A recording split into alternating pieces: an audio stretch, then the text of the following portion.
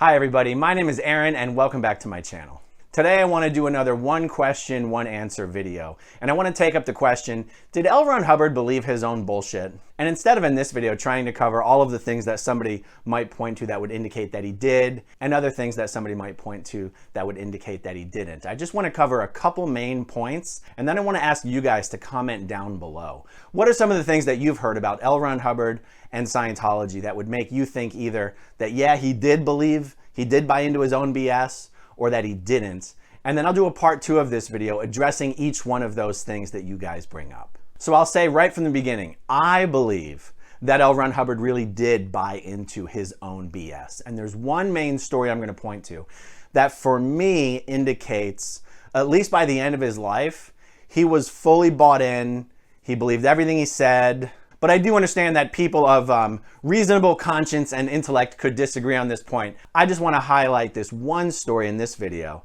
and then we can take up other examples or other concerns in the follow-up video. It's a very short story, and before I begin, let me take this opportunity to tell people who may not be regular viewers of this channel that I am running for City Council here in Clearwater, Florida, home to the largest Scientology organization in the world. Campaign started on September 16th, and the elections here in Clearwater are on March 15th. Here is actual footage of David Miscavige seeing how many individuals have donated to my campaign in the first 6 weeks. Son of a bitch!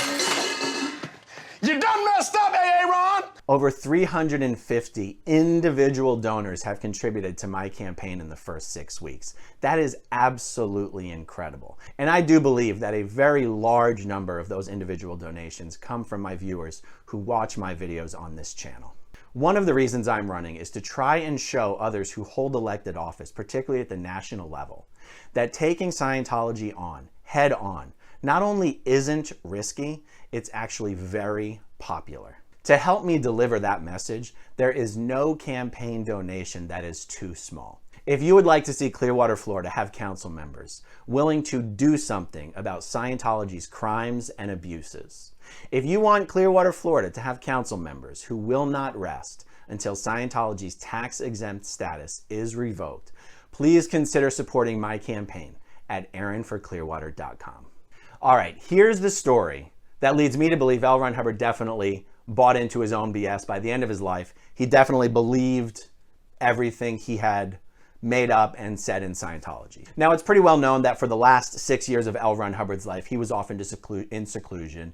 No senior members of Scientology management even knew where he was. The only people who knew where he was and what he was doing were the 2, 3 to 4 people who were actually personally and physically with him. Well, one of those people is a guy named Steve Sarge Plouffe. I think it's Plouffe or Plouffe. I'll spell it here on the screen. I've never been quite sure how to pronounce his name. But he's a guy who was sort of, I want to say he was LRH's handyman. I don't know if that's totally accurate, but he was a guy who was sort of, he could do anything. He was like the fix-it guy. He could pretty much do anything. Well, one of the things that L. Ron Hubbard tells Scientologists as they're going up the levels in Scientology, once you get to the confidential levels, LRH hits you with this explanation for what's wrong with everyone on earth.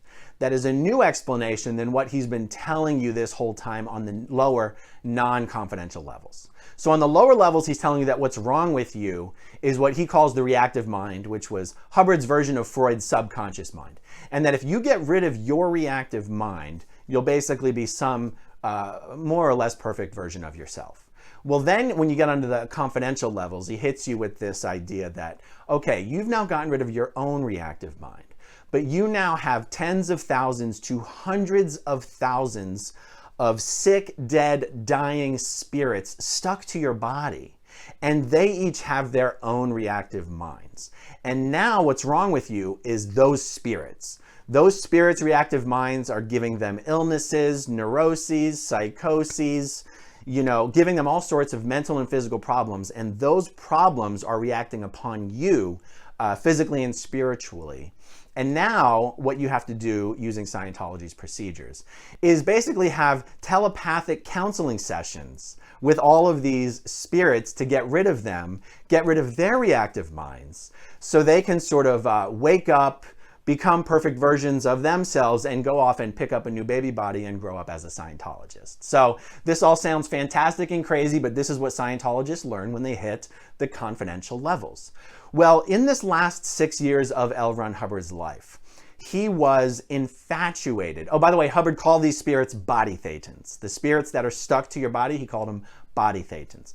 In the last 6 years of his life, or particularly the last 2 or 3 years, he was absolutely infatuated with getting rid of his own body thetans. Now, technically, L. Ron Hubbard, based on what Scientologists believe, should have already progressed up high enough through the levels of Scientology that he no longer had any body thetans left stuck to him. And yet Sarge, his name is Steve Plouffe, but he was known as Sarge. Sarge is a guy who absolutely loved L. Ron Hubbard deeply. And he told this story well after L. Ron Hubbard died, and it broke his heart to tell this story, but he thought it was important to tell.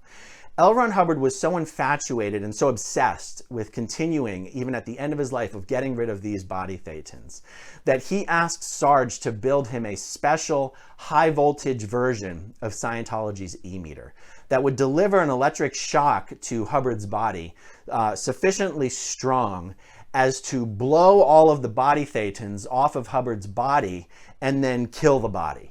Now that might sound alarming because it sounds like Hubbard's trying to commit suicide, but in the way that Scientologists think about these things, they believe that Hubbard at that point as a spiritual being would have existed pretty much independently of his body, and that his body was just sort of acting as a detriment to him and his ability to do further research into these even higher levels of Scientology.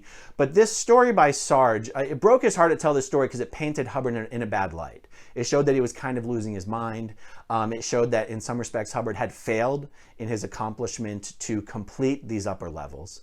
Because again, at this point, Hubbard should not have, the way Scientologists think about this, he shouldn't even have had at that point be getting rid of body thetans. And yet he was. And that to a Scientologist would be evidence that Hubbard failed in his mission to complete these upper levels. So we could have a conversation about, okay, later in life, Hubbard clearly believed his own BS, but did he believe it from the beginning? And that's something that I want to take up in part 2. And I want to at the same time take up anything that you guys bring up in the comments section.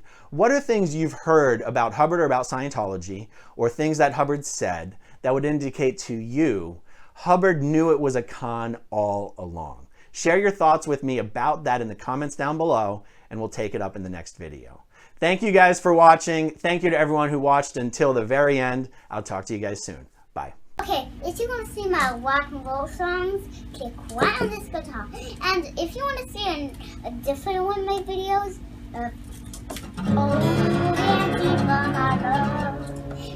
then you could click right inside here. If you have subscribed or not, subscribe right here.